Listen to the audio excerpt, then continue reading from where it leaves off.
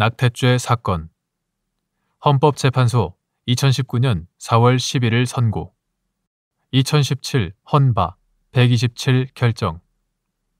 사건명 형법 제269조 제1항 등 위헌 소원.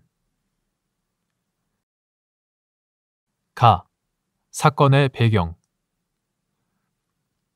이 사건은 부녀가 약물, 기타 방법으로 낙태한 때에는 1년 이하의 징역 또는 200만 원 이하의 벌금으로 형사처벌하는 형법 제269조 제1항 이하 자기 낙태죄 조항이라 한다. 자기 낙태죄 조항과 의사 등이 부녀의 촉탁 또는 승낙을 받아 낙태하게 한 때에는 2년 이하의 징역으로 형사처벌하는 형법 제270조 제1항 이하 의사 낙태죄 조항이라 한다. 의사 낙태죄 조항에 대해 헌법 불합치로 결정한 사건이다.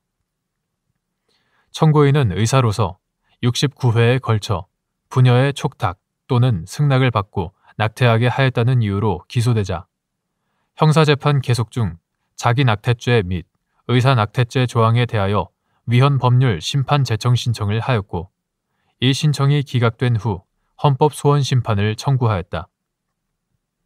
이 결정 이전에 헌법재판소는 자기 낙태죄 조항에 대해 태아에게도 생명권이 인정되므로 태아가 독자적 생존 능력을 갖추었는지 여부를 낙태 허용의 판단 기준으로 삼을 수 없다고 하며 낙태가 불가피할 경우가 있으나 모자보건법에서 우생학적 또는 유전학적 정신장애나 신체 질환이 있는 등의 불가피한 사정이 있는 경우에는 임신 24주 이내에 낙태를 허용하고 있으므로 임신 초기의 낙태나 사회적, 경제적 사유에 의한 낙태를 허용하고 있지 아니한 자기 낙태죄 조항은 인부의 자기 결정권을 침해하지 않는다고 판단한 바 있다.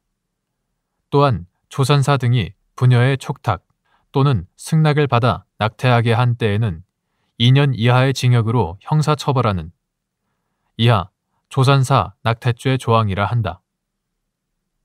조산사 낙태죄 조항에 대해서도 낙태는 대부분 의료 업무 종사자를 통해 이루어지는데 태아의 생명을 보호해야 하는 업무에 종사하는 사람이 태아의 생명을 박탈하는 시술을 한다는 점에서 비난 가능성이 크고 경미한 벌금형은 영리 행위를 추구하는 조산사에 대하여는 위하력을 가지기 어려우므로 입법자가 이러한 사정을 고려하여 형법상 동의 낙태죄 제269조 제2항 동의 낙태죄와 달리 조산사 낙태죄 조항에 대하여 벌금형을 규정하지 않은 것을 두고 형벌 체계상의 균형에 반하여 헌법상 평등 원칙에 위배된다고도 할 수 없다고 판단하였다.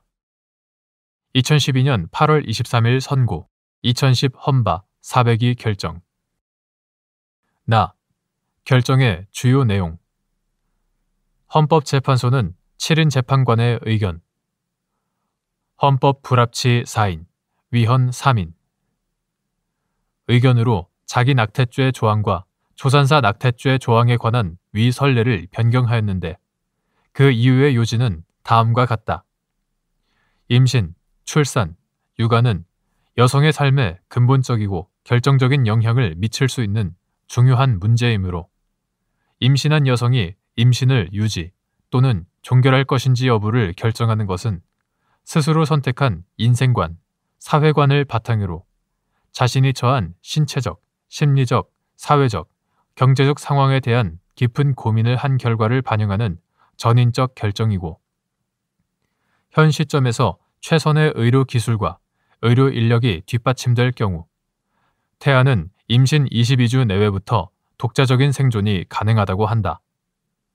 한편 자기 결정권이 보장되려면 임신한 여성이 임신 유지와 출산 여부에 관하여 전인적 결정을 하고 그 결정을 실행함에 있어서 충분한 시간이 확보되어야 한다. 이러한 점들을 고려하면 태아가 모체를 떠난 상태에서 독자적으로 생존할 수 있는 시점인 임신 22주 내외에 도달하기 전이면서 동시에 임신 유지와 출산 여부에 관한 자기 결정권을 행사하기에 충분한 시간이 보장되는 시기. 이하 착상 시부터 이 시기까지를 결정 가능 기간이라 한다. 결정 가능 기간까지의 낙태에 대해서는 국가가 생명보호의 수단 및 정도를 달리 정할 수 있다고 봄이 타당한데, 낙태 갈등 상황에서 형벌의 위하가 임신 종결 여부 결정에 미치는 영향이 제한적이라는 사정과 실제로 형사처벌되는 사례도 매우 드물다는 현실에 비추어 보면 자기 낙태죄 조항이 낙태 갈등 상황에서 태아의 생명 보호를 실효적으로 하지 못한다고 볼 수 있다. 낙태 갈등 상황에 처한 여성은 형벌의 위하로 말미암아 임신의 유지 여부와 관련하여 필요한 사회적 소통을 하지 못하고 정신적 지지와 충분한 정보를 제공받지 못한 상태에서 안전하지 않은 방법으로 낙태를 실행하게 된다.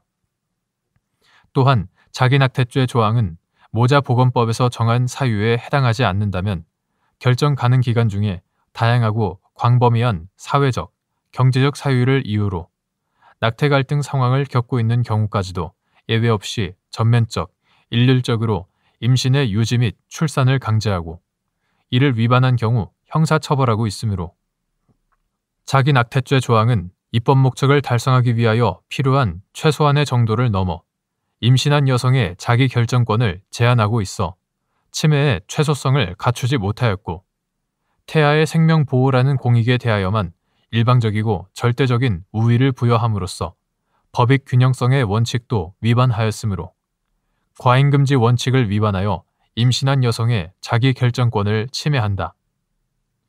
자기 낙태죄 조항과 동일한 목표를 실현하기 위하여 임신한 여성의 촉탁 또는 승낙을 받아 낙태하게 한 의사를 처벌하는 의사 낙태죄 조항도 같은 이유에서 위헌이라고 보아야 한다.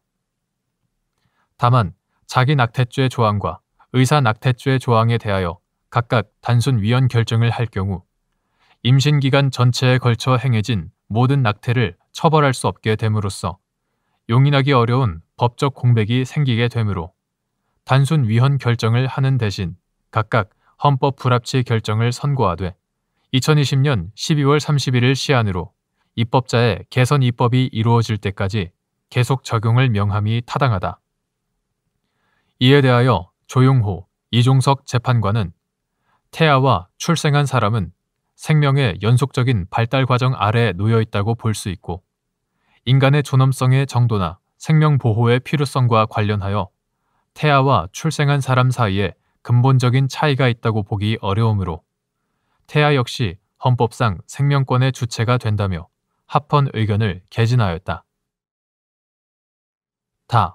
사후 경과 2019년 4월 11일 헌법재판소의 헌법 불합치 결정 이후 국회 및 정부에서는 총 10여 건의 형법 및 모자보건법 일부 개정 법률안을 발의한 바 있으나 후속 입법의 미비로 인하여 2024년 5월 현재까지 입법적 공백이 지속되고 있다.